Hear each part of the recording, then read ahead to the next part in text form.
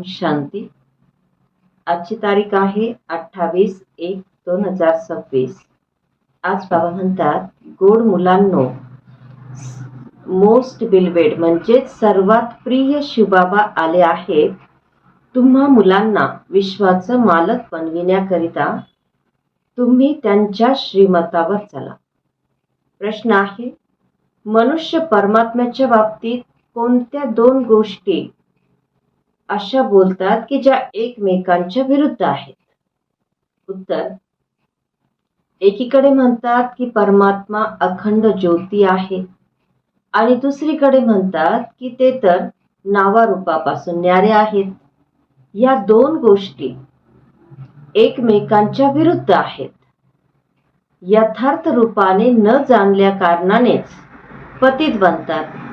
बाबा जेव्हा येतात तेव्हा ते स्वतःची खरी ओळख देतात. गीत आहे, मरना तेरी गली में.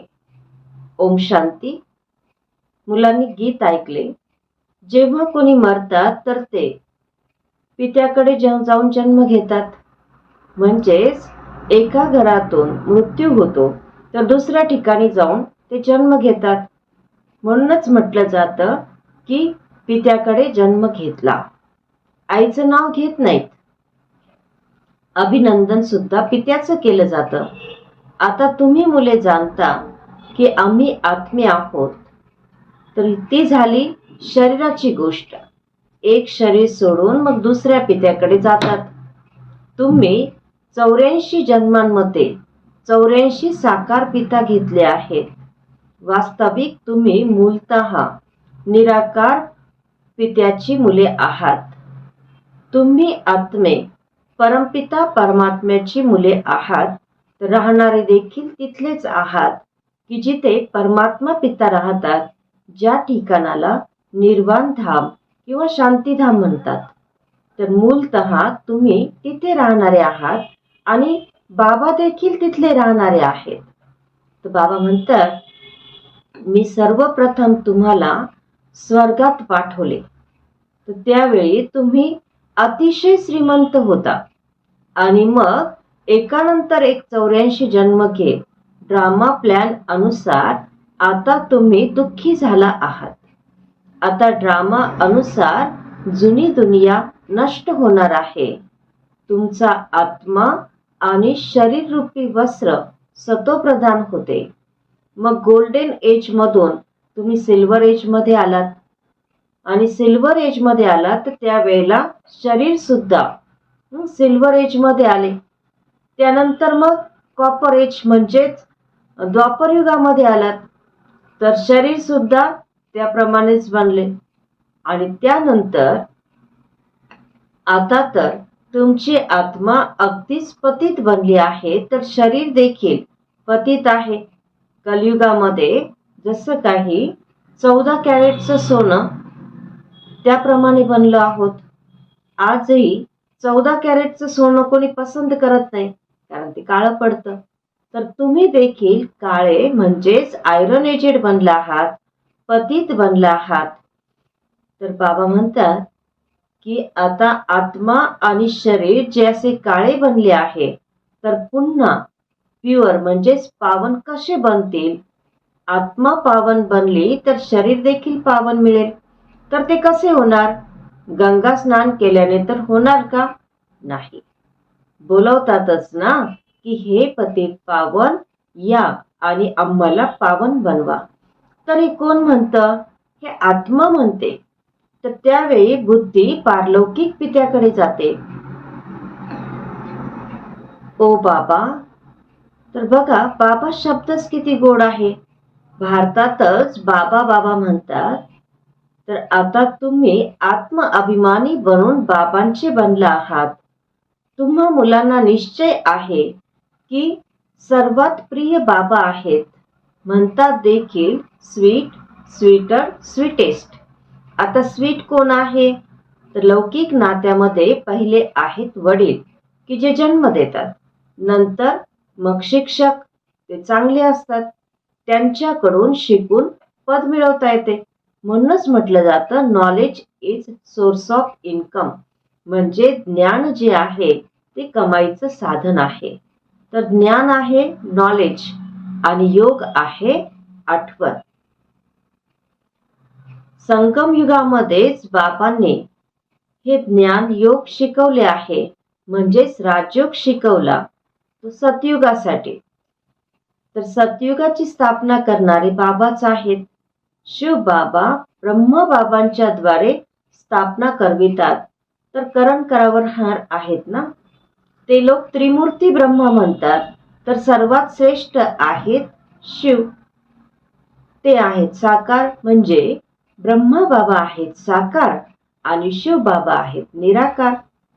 सृष्टी देखील इथेच आहे ना, साकार दुनियेमध्ये. या सृष्टीचे चक्र आहे जे फिरत राहते आणि रिपीट होत राहते.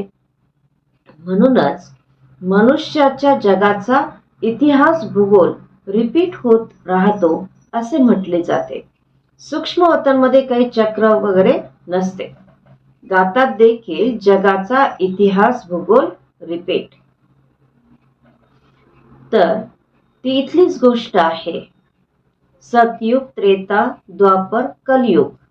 आणि कलयुगानंतर संगमयुग पाहिजे, नाहीतर कलयुगाला सतयुग कोण बनवेल?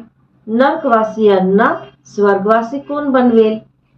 पतितांना पावन कोण बनवेल?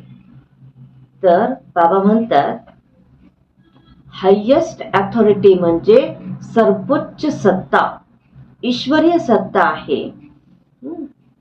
ते आज संगम युगामध्ये येऊन नरकवासियांना स्वर्गवासी बनवतात, पतितांना पावन बनवतात.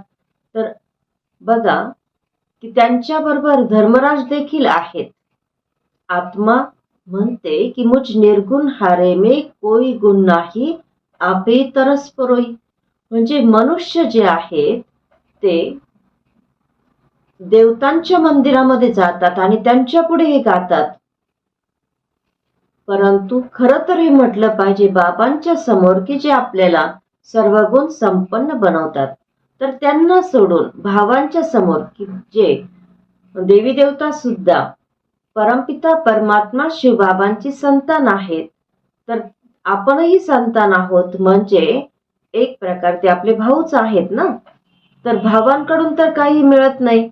भावांची पूजा करता करताच घसरत आले आहेत.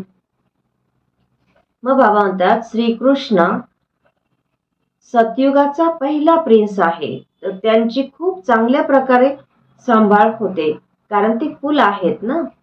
फुले किती चांगली असतात. सर्वजण येऊन फुलांचा सुगंध घेतात. काट्यांचा थोडाच कोणी सुगंध घेईल. आता ही तर आहे काट्यांची दुनिया.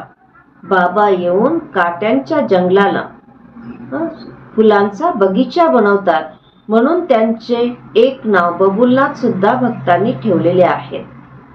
भक्त म्हणतात की जे खूप भक्ती करतात त्यांना भगवान भेटतो. सर्वात जास्त भक्ती करणाऱ्यांना जरूर सर्वात पहिला भेटला पाहिजे. तर बाबांनी हिशोब देखील सांगितला आहे की सर्वात अगोदर भक्ती तुम्ही करता, तर सर्वात पहिले तुम्हालाच भगवंताकडून ज्ञान मिळाले पाहिजे, ज्यामुळे मग तुम्हीच नवीन दुनियेमध्ये राज्य कराल. बाबा सांगतात की बाबा सतयुगी दुनियेची स्थापना करतात, ज्याला व्हॉइसलेस वर्ल्ड म्हणजेच निर्विकारी दुनिया असं सुद्धा म्हटलं जातं. बाबा विकारी दुनिया थोडीच रचतील. विकारांमध्ये दुःख आहे. मनुष्य हठयोग इत्यादी खूप शिकवतात.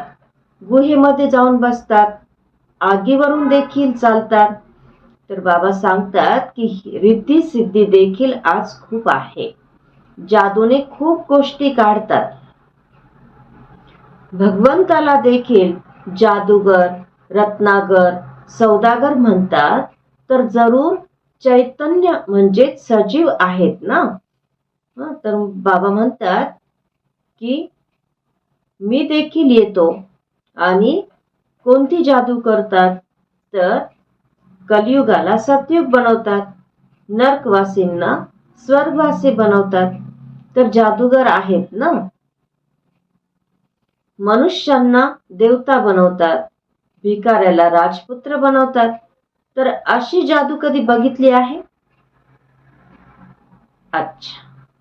गोड गोड खूप खूप वर्षांनंतर भेटलेल्या मुलांप्रती माता-पिता बाप-दादांची प्रेमपूर्वक आठवण आणि सुप्रभात. आत्मिक पित्याचा आत्मिक मुलांना नमस्ते आणि आम्हा आत्मिक मुलांचा आत्मिक माता-पिता बाप-दादांना प्रेमपूर्वक आठवण, सुप्रभात आणि नमस्ते. धारणेसाठी मुख्य सारांश आहे. पहिला पॉइंट आहे, फुलांच्या बागेमध्ये जायचे आहे म्हणून सुगंधी फूल बनायचे आहे. कोणालाही दुःख द्यायचे नाही.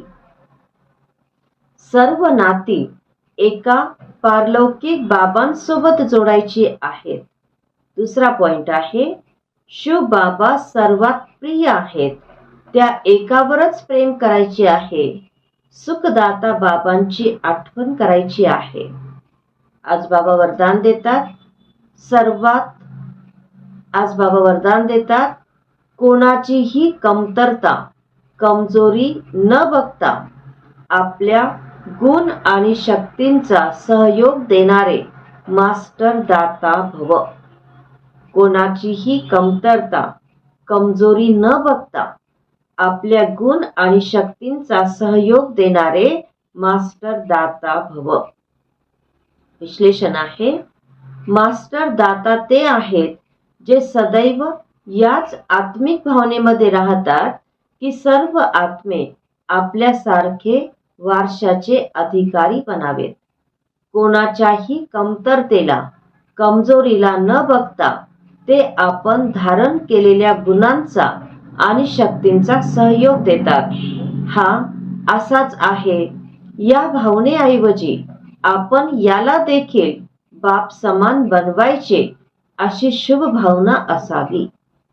त्याचसोबत हीच श्रेष्ठ कामना असावी की हे सर्व आत्मे गरीब, दुःखी, अशांत पासून सदैव शांत, सुख स्वरूप श्रीमंत बनावेत. तेव्हा म्हणणार मास्टर दाता. आजचा सुविचार आहे, मनसा वाचा कर्मणा सेवा करणारेच निरंतर सेवाधारी आहेत. त्यांच्या प्रत्येक श्वासामध्ये सेवा सामावलेली आहे. आजचा अव्यक्त इशारा आहे, या अव्यक्ती महिन्यामध्ये बंधनमुक्त राहून जीवनमुक्त स्थितीचा अनुभव करा. प्रथम आपल्या देहापासून, देहाच्या नात्यांपासून आणि जुन्या दुनियेच्या आठवणीपासून मुक्त बना. जेव्हा या मुक्तीच्या अवस्थेचा अनुभव कराल तेव्हाच मुक्त झाल्यानंतर जीवनमुक्तीचा अनुभव आपोआप होईल. तर चेक करा की मी जीवन जगत असताना देखील देहाची नाती आणि जुन्या दुनियेच्या आकर्षणापासून कितपत मुक्त बनलो आहे. ओम शांती.